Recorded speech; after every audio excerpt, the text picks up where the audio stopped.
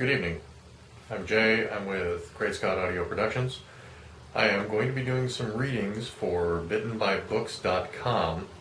I was graciously asked to do so. I'm going to be reading this evening from Jim Butcher's Deadbeat, one of my all-time favorite series.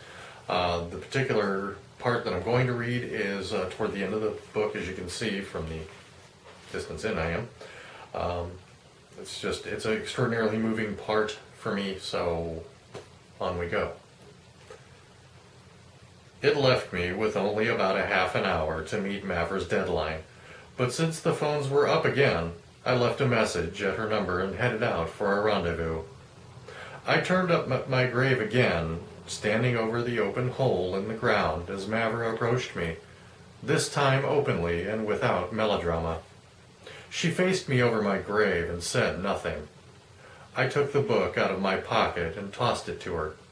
She picked it up, regarded it, and then drew an envelope from her jacket and tossed it at my feet. I picked it up and found the negatives of the incriminating pictures of Murphy inside. Mavra turned to leave.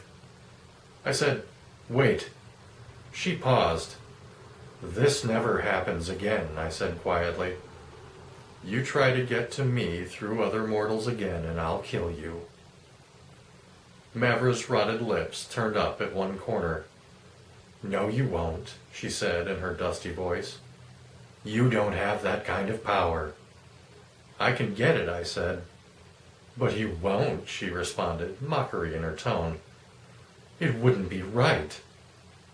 I stared at her for a full 10 seconds before I said, in a very quiet voice, "I've got a fallen angel tripping all over herself to give me more power. Queen Mab has asked me to take the mantle of Winter Knight twice now. I've read Kimmler's book. I know how the Dark Hollow works. And I know how to turn necromancy against the Black Court." Mavra's filmed eyes flashed with anger. I continued to speak quietly, never raising my voice. "So once again, let me be perfectly clear.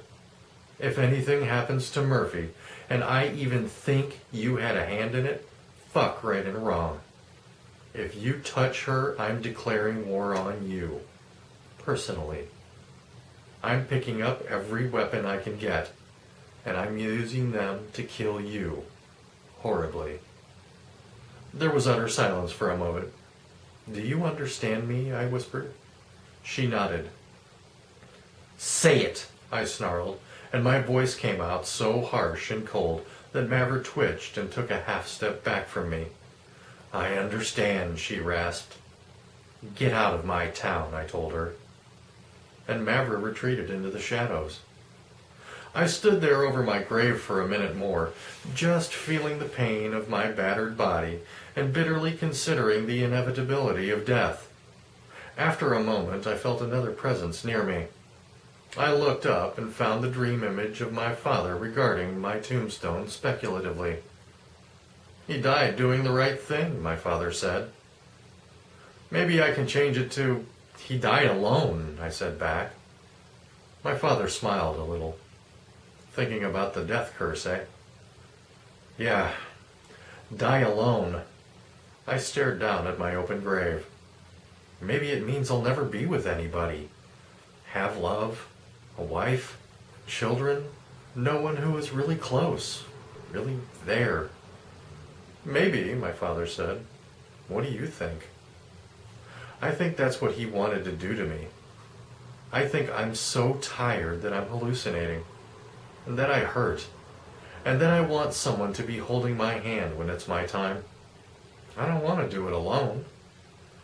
"Harry," my dad said, his voice was very gentle, "can I tell you something?"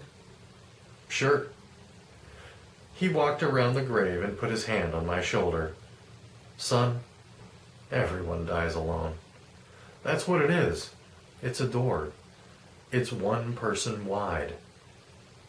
When you go through, you do it alone." His fingers squeezed me tight. "But it doesn't mean you've got to be alone before you go through the door. And believe me, you aren't alone on the other side.